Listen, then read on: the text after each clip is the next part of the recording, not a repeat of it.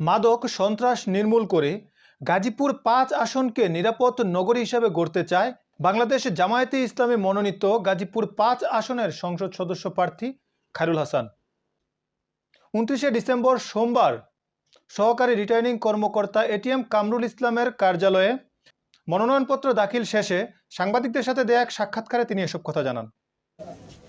আলহামদুলিল্লাহ, আল্লাহ তাআলার শুকরিয়া আদায় করছি। আমাদের দীর্ঘ প্রত্যাশিত আজকের দিনটি, যে দিনে আমরা আমাদের মনোনয়নপত্র দাখিল করলাম। আমরা দীর্ঘ সময় পর্যন্ত সুষ্ঠু, সুন্দর, অবাধ, নিরপেক্ষ একটা নির্বাচনের জন্য গোটা জাতি উদ্গ্রীব ছিল। আমাদের কালীগঞ্জবাসী একইভাবে মোবাইল বাড়িয়া নিয়ে যে গাজীপুর ৫ নির্বাচনী এলাকা, এই নির্বাচনী এলাকায় আমি দীর্ঘ প্রায় ১.৫ বছর অবিরামভাবে মাঠে ঘাটে সকল শ্রেণী পেশার মানুষের কাছে গিয়েছি নির্বাচনী বার্তা নিয়ে আগামী দিনে সুন্দর একটি বাংলাদেশ গড়ার লক্ষ্যে, বিশেষ করে আমাদের গাজীপুর ৫কে গড়ার লক্ষ্যে। আমি যদি বিজয়ী হতে পারি, ইনশাল্লাহ আমি সকলকে একসাথে নিয়ে কাজ করব। বিশেষ করে কালীগঞ্জ একটি সেফটি জোন, নিরাপদ জনপদ হিসাবে গাজীপুর ৫কে গড়ে তুলব। এখানে বহুমুখী সমস্যা রয়েছে। এর মধ্যে বড় সমস্যা হলো মাদক সন্ত্রাস নির্মূল করব। পাশাপাশি রাস্তাঘাটের অবকাঠামোর যে ডেভেলপমেন্টগুলি রয়েছে সেগুলি উন্নয়নের ক্ষেত্রে যথাযথ ভূমিকা পালন করব।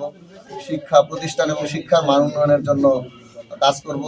এর বাইরে স্বাস্থ্য সেক্টরে, হেলথ সেক্টরকে আমরা জনগণের দূরদূরায় পৌঁছে দেওয়ার জন্য, চিকিৎসা সেবা নিয়ে যাওয়ার জন্য চেষ্টা করব।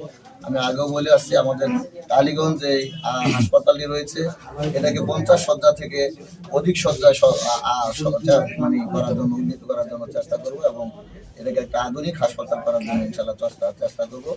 এর বাইরেও আমাদের শিক্ষা ব্যবস্থা, তাছাড়া তরুণ এবং যুবকদেরকে কর্মমুখী করে তাদের জন্য কর্মসংস্থানের ব্যাপক সৃষ্টি করা, বেকার যুবকদেরকে কাজ তুলে দেওয়া, কৃষিভিত্তিক এই জনপদের কৃষকদের জন্য তাদের যে কৃষি উপকরণ সেগুলি আমরা তুলে দিব এবং তাদের জন্য সার্বিক সহযোগিতা। ২০২৪ সালের যে আন্দোলনটা জুলাই হয়েছিল, লাল বিপ্লব, সেখানে ছাত্রদের, বিশেষ করে তরুণদের যে স্লোগান ছিল উই ওয়ান্ট জাস্টিস। বরাবরই তরুণরা ন্যায় বিচার থেকে বঞ্চিত ছিল। আমরা তরুণদেরকে বলেছি, তোমাদের জন্য আগামীতে এমন একটা বাংলাদেশ আমরা রেখে দিতে চাই, এমন একটা জনপদ রেখে দিতে চাই যেখানে তোমাদের আন্দোলন করতে হবে না, লড়াই করতে হবে না, তাদের ন্যায্য প্রাপ্যটা তারা পাবে। বিশেষ করে লেখাপড়া শেষ করার সাথে যদি তারা ন্যায্যতার ভিত্তিতে তাদের কর্মসংস্থান পায়, তাদের হাতে যদি চাকরি পায় এবং মাদক থেকে যদি তাদেরকে দূরে রাখা যায়, খেলাধুলার যদি ব্যবস্থা করা হয়, তাহলে তরুণরা ইনশাল্লাহ সুপথগামী হবে এবং আমাদের দেশ এবং জাতি গঠনের ক্ষেত্রে তারা গুরুত্বপূর্ণ ভূমিকা পালন করবে। এই বক্তব্যগুলি, এই বার্তাগুলি তরুণদের কাছে দিয়েছি। তরুণরা ইনশাল্লাহ ন্যায়ের প্রতীক, ইনসাফের প্রতীক।